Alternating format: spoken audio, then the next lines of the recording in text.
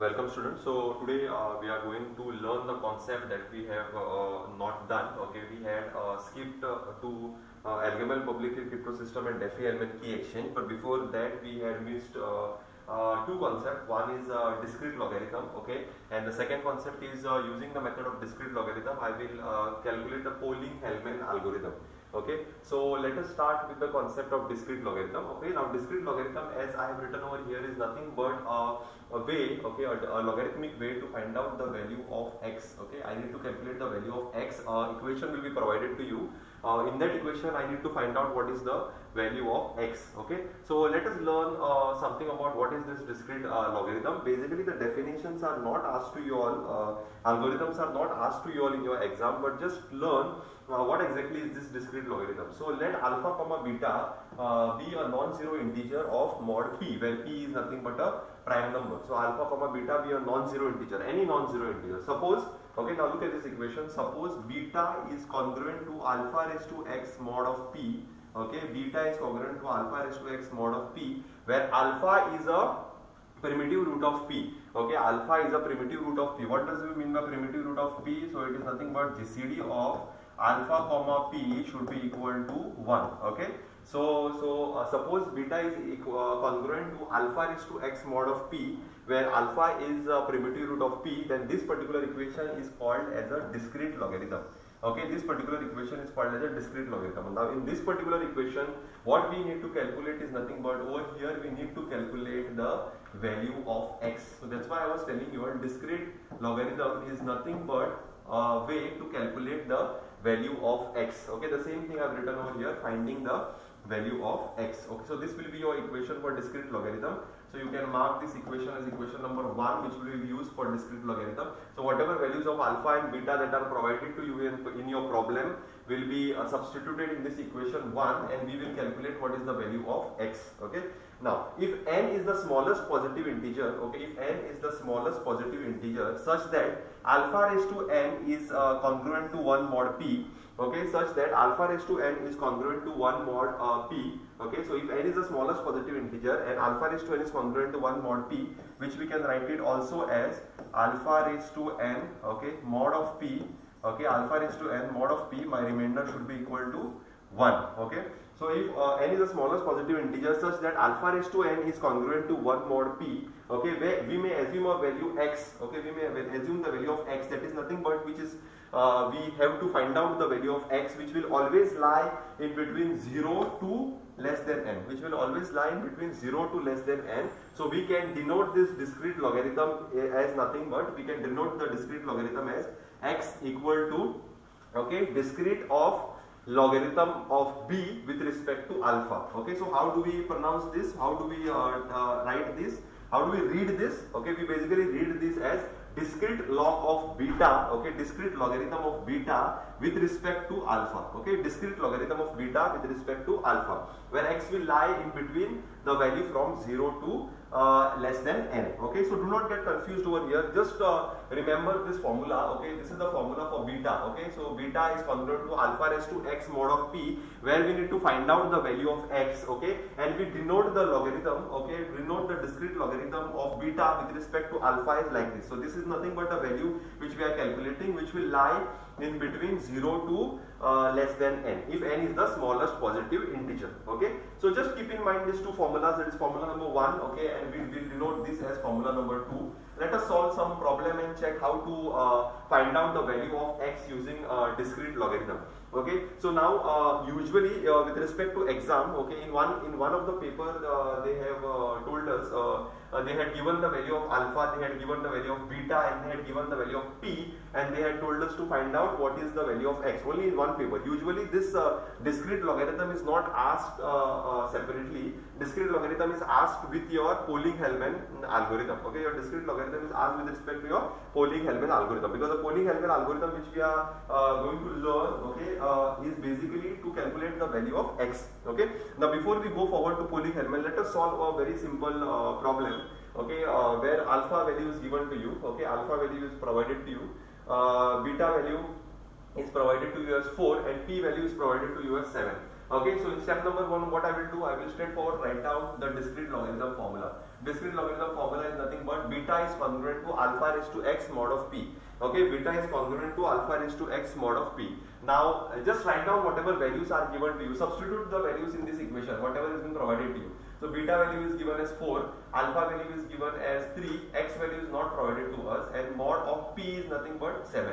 So I have written my equation beta congruent to alpha raised to x mod of p as 4 congruent to 3 raised to x mod of 7. Now what I need to do in this equation, I need to calculate the value of x. I need to find out the value of x. Okay, so now what will be my value of x? My value of x will always lie, okay, as per the second equation that we have learned. Okay, now value of x will always lie from 0 to p minus 1. Okay, this is nothing but we have seen x will lie from, it will be either equal to 0 or less than n. Okay, so this is nothing but 0 to p minus 1. P minus 1 is nothing but less than p, correct? So in this equation my value of p is what? 7. So my x value will lie from 0 to 7 minus 1, which is 6. Okay, so now what I will do, it's very simple. So in this equation that we have got, so let us name this equation as equation star. So in this equation that we have got, I will just substitute the values from 0, 1, 2, 3, 4, 5 and 6, and I will check for which values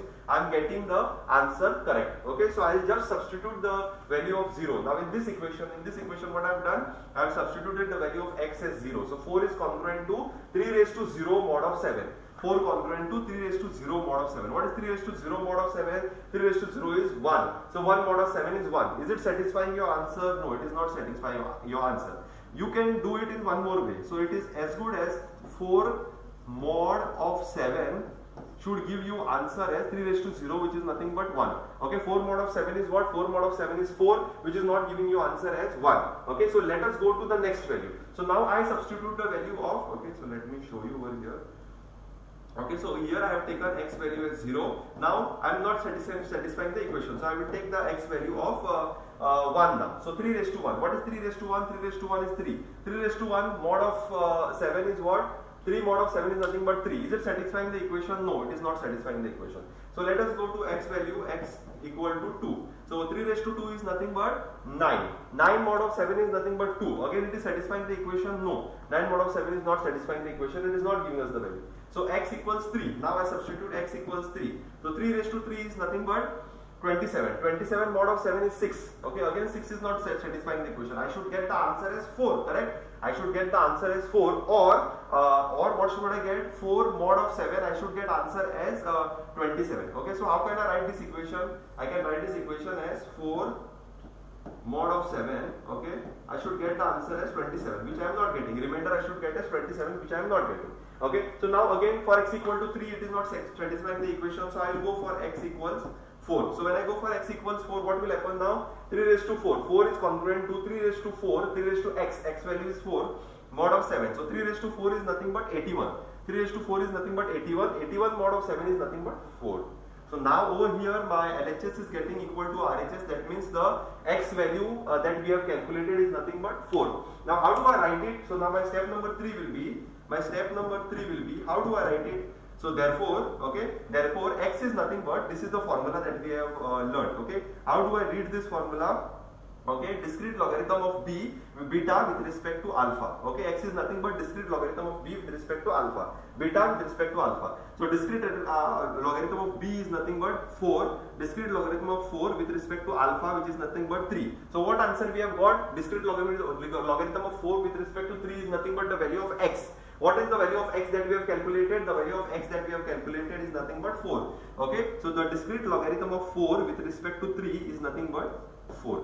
Okay, it is as simple. Okay, now we will calculate these values only for a smaller number. If there are bigger number, now if the p value is very bigger, like 200 and something, any prime number above 50 or above 60, it will be difficult for us to substitute in this step number 2. Step number 2, it will become difficult for us because x will lie from 0 to p minus 1, correct? And if the p value is very high, then we have to substitute many equations over here.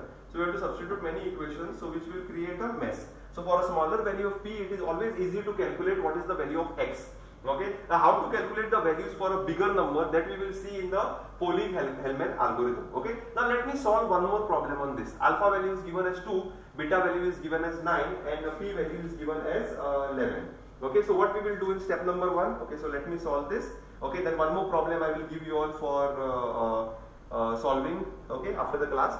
So now step number 1, so my step number 1 is nothing but, I will just trace my previous example, okay, and the formula, okay. So step number 1 is nothing but my formula, beta congruent to alpha raised to x mod of p, okay, alpha raised to x mod of p, okay. So this is my formula. What I will do now, I will just substitute whatever values are present with p. Beta is nothing but 9, congruent to alpha value is 2, okay, raised to x, which I need to calculate, mod of p. What is p? P is nothing but 11. I have substituted already.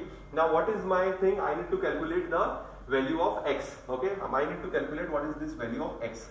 So my step number 2 will be what now? My step number 2 will be nothing but, I need to calculate my x will range from where to where. So my x will range from 0 to p minus 1. Okay, 0 to p minus 1. Okay, so with respect to my equation, it will lie from 0 to, what is the value of p over here? 11. 11 minus 1 is nothing but 10. So my x values will lie from 0 to 10. Okay, so what I will do now, I will substitute literally. Okay, now for x equals 0, for x equals 0, so I will take the equation 9 congruent to 2 raised to 0 mod of 11. Okay, 2 raised to 0 mod of 11. Okay, 2 raised to 0 mod of 11 is nothing but 2 raised to 0 is 1. Answer I am getting at 1. It is not satisfying the equation. So I will go to x equals 1. So 9 congruent to 2 raised to x, which is 1 mod of 11. 2 raised to 1, okay, mod of 11 is nothing but 2. Again I am getting the answer as 2, which is not satisfying the equation. X equals 3, sorry, this is equals, okay, so x equals 3, 2, so 9 congruent to 2 raised to 2 mod of 11. 2 raised to 2 is nothing but 4, okay, 4 mod of 11, my answer will remain as 4. Again this is not satisfying the equation, so x equals 3, okay, so 9 congruent to 2 raised to 3. What is 2 raised to 3? 2 raised to 3 is nothing but 8. Okay, 2 raised to 3 mod of 11. So 8 mod of 11, again smaller number mod of bigger number, my answer will remain as smaller number. Okay, again I am checking for x equals 4. Okay, so 9 congruent to 2 raised to 4. Okay, so 2 raised to 4 is nothing but 16.